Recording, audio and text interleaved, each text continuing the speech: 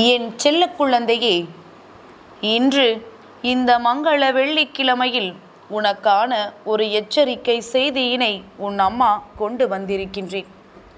என் தங்கமே, உன் வாழ்க்கையில் நடக்கின்ற சில விஷயங்களை பார்க்கும் பொழுது உனக்கே நமக்கு யாரேனும் ஏதேனும் செய்வினைகளை செய்திருப்பார்களோ என்ற சந்தேகம் வந்து கொண்டிருக்கின்றது.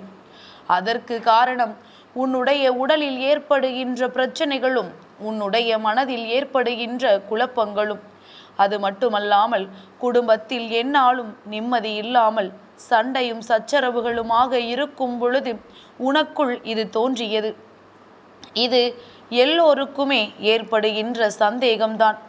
அதனால் உனக்கு ஏற்பட்டதை அம்மா தவறு என்று சொல்ல வரவில்லை என் தங்கமே.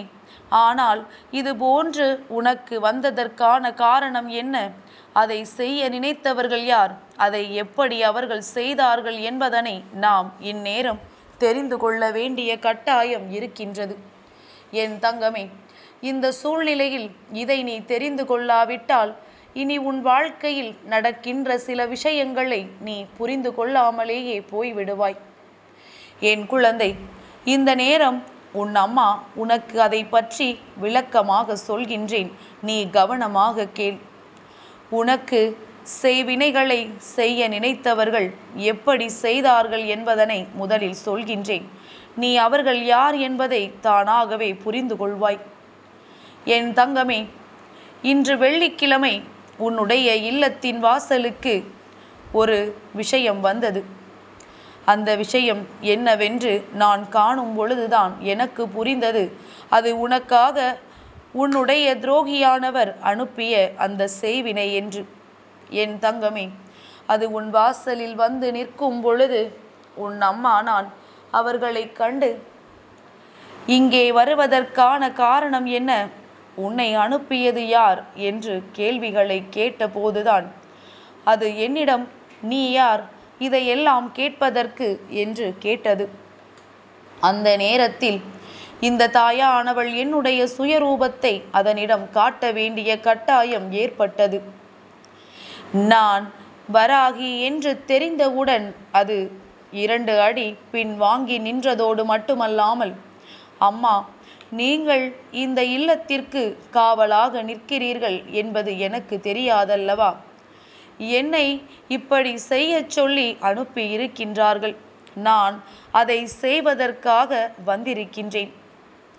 எனக்கு நீங்கள் தடைகளை ஏற்படுத்தினால் அதை நான் முறியடித்துதான் ஆக வேண்டும்.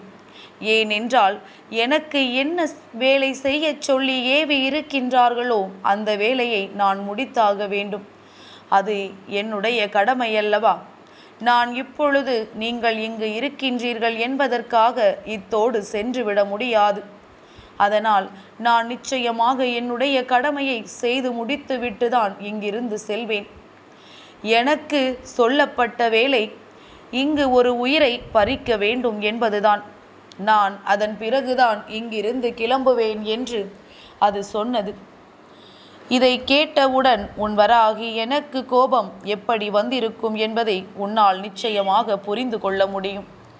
அம்மா அதனிடத்தில் நான் யார் என்று தெரிந்த பிறகும் நீ என்னுடைய குழந்தையை தாக்குவதற்கு துணிந்திருக்கிறாய் என்றால் நிச்சயமாக இதற்கு மேல் உன்னை விட்டு வைப்பதில் எந்த பலனும் கிடையாது. ஒருவேளை நான் இங்கு நிற்பது தெரிந்தவுடன் நீ உன்னுடைய தவறை உணர்ந்து இங்கிருந்து செல்ல நினைத்திருந்தால், என்னுடைய காலில் விழுந்து மன்னிப்பினை கேட்டிருந்தால், அம்மா உனக்கு நிச்சயமாக வாழ்க்கையை பிச்சையாக கொடுத்திருப்பேன். ஆனால் நீயோ செய்ய வந்த காரியத்தை செய்துவிட்டுதான் செல்வேன், அது மட்டுமல்லாமல் ஒரு உயிரையும் பறிப்பேன் என்று என்னிடத்திலேயே இத்தனை தைரியமாக சொன்ன பிறகு இந்த தாயானவள் உன்னை நிச்சயமாக விட்டுவிட மாட்டேன். நான் இப்பொழுது உனக்கு ஒரு வாக்கு தருகின்றேன். என்னை மீறி என் குழந்தையை தொட நினைப்பது யாராக இருந்தாலும் அவர்களுக்கு அதுவே கடைசி நாளாக இருக்கும். அதன் பிறகு ஒரு நாளுமே அவர்கள் என்னுடைய குழந்தையின் பக்கத்தில் நெருங்க நினைக்க மாட்டார்கள். அப்படியே அவர்களுக்கு எண்ணம் வந்தாலும் இந்த வராகி அவர்களுக்கு யார் என்று உணர்த்தி விடுவேன். அதனால் இப்பொழுது உடனடியாக இங்கிருந்து செல். இல்லை என்றால் இந்த தாயானவள் என்னிடத்தில் இருந்து தண்டனையை பெற்று விடுவாய் என்று சொன்னதும் அதற்கு மனதில் பயம் வந்துவிட்டது. அந்த பயம் உடனே அதனை என்ன செய்ய சொன்னது தெரியுமா? இந்த தாயானவள் என் காலடியில் விழுந்து மண்டியிடச் செய்தது. அது மட்டுமல்லாமல், இனி ஒரு பொழுதும் நான் இங்கு வரமாட்டேன், நீங்கள் காவலாக இருக்கின்ற இல்லத்திற்கு நான் ஒரு நாளும் செல்ல மாட்டேன் என்று சொல்லி மன்னிப்பினை கேட்டு, இது போன்ற தவறுகளை செய்ய சொன்னவர்களை நீங்கள் தண்டியுங்கள் என்று சொல்லிவிட்டு சென்றுவிட்டது. அதன் பிறகுதான் எனக்கு புரிந்தது, உனக்கு செய்வினைகளை செய்ய சொல்லி அனுப்பியது யார் என்று. என் தங்கமே, நீண்ட நாட்களாகவே உன்னுடைய வாழ்க்கையில் அதிக தலையீடினை செய்து கொண்டிருக்கின்றார். என் நேரமும் உனக்கு நிம்மதி கிடைத்துவிடக் கூடாது என்பதில் அத்தனை கவனமாக இருந்து கொண்டிருக்கின்றார். அது மட்டுமல்லாமல் உடன் இருந்து கொண்டே நீ செய்கின்ற செயலுக்கு பல இடையூறுகளை தந்து கொண்டிருக்கின்றார். உன்னுடைய வாழ்க்கையில் நீ ஒரு முறை சிரித்து விட்டாய் என்றால் மறுமுறை அழ வேண்டும் என்று நினைக்கக்கூடியவர். இது போன்ற குணாதிசயங்களோடு யார் இருக்கிறார் என்று இப்பொழுது உனக்கு நன்றாகவே புரிந்திருக்கும். நீ சிரித்தால் அது அவர்களுக்கு கஷ்டம், நீ அழுதால் அது அவர்களுக்கு சந்தோஷம். இந்த 2 குணங்களை கொண்ட ஒருவர்தான் உனக்கு இந்த காரியத்தை செய்ய துணிந்தது. என் தங்கமே, இந்த நேரத்திலும் நீ இதனை சரியாக புரிந்து கொள்ளவில்லை என்றால் நிச்சயமாக இதன் பிறகு நீ யார் என்பதனை அறிந்து கொள்வாய். இனிமேலும் உன்னுடைய வாழ்க்கையில் இது போன்ற செயல்கள் நடக்காமல் இருக்க உன் அம்மா அனைத்தையும் செய்து விட்டேன். உனக்கான பாதுகாப்பு அரணை நான் அமைத்து விட்டேன். இனிமேல் யார் என்ன செய்வார்களோ என்று நினைத்து பதற்றப்படாமல் இனி உன் வாழ்க்கையில் எதுவும் நடக்காது என்பதனை புரிந்து கொண்டு நீ சந்தோஷமாக இரு. உனக்கு காவலாக உன் இல்லத்தின் வாசலில் இந்த வராகி நிற்கின்றாள். உன்னுடைய குலதெய்வமும் உனக்கு துணையாக இருக்கின்றது என்பதனை மறந்து விடாதே. இந்த நேரத்தில் அம்மா உனக்கு மீண்டும் ஒரு செய்தியினை சொல்கின்றேன். இதை நீ தவறாமல் இன்று செய். என் தங்கமே, இந்த வெள்ளிக்கிழமை மாசி மாதத்தினுடைய முதலாவது வெள்ளிக்கிழமை. இன்று நீ தெய்வங்களுக்கு பூஜைகளை செய்யும் பொழுது நிச்சயமாக உன்னுடைய இல்லத்தின் நிலைவாசலுக்கு தீப தூப ஆராதனைகளை நீ காட்ட வேண்டும். உன்னுடைய குலதெய்வம் தங்கி இருக்கின்ற இடம் அல்லவா?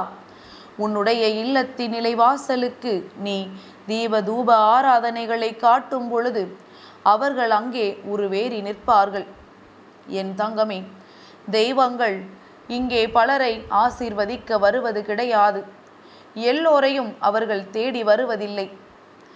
எந்த ஒரு பிள்ளைக்கு நிச்சயமாக தெய்வம் துணை இருக்கின்றதோ அந்த பிள்ளை உண்மையாகவே நல்ல குணங்களை கொண்ட பிள்ளையாக இருக்கும்.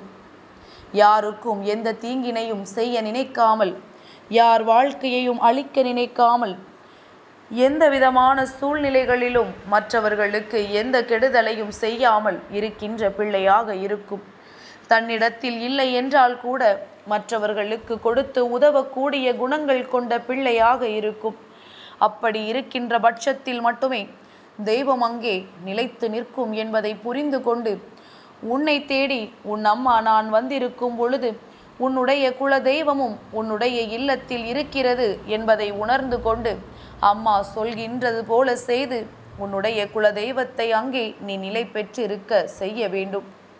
என் தங்கமே, நல்லவையெல்லாம் உனக்கு இனிமேல் நிச்சயமாக சர்வசாதாரணமாக நடக்கும். உன்னுடைய எண்ணங்களினால் உன்னை ஆட்டி படைக்கின்ற தீய சக்திகளும் யார் உனக்கு என்ன செய்வினைகள் செய்தாலும் அவையெல்லாம் வந்த தடம் தெரியாமல் மீண்டும் திரும்பிச் செல்லும் என்பதை மறந்து விடாதே. செய்வினை என்பது செய்தவர்களுக்கே மீண்டும் செல்வம் என்பதை புரிந்து கொண்டு உன்னுடைய வாழ்க்கையில் இருக்கின்ற சந்தோஷத்தை மட்டுமே நீ பார்த்து நல்லபடியாக வாழத் தொடங்கு. என் செல்ல குழந்தைக்கு இந்த வராகி அம்மாவினுடைய ஆசீர்வாதங்கள் எப்பொழுதுமே முழுமையாக கிடைக்கும்.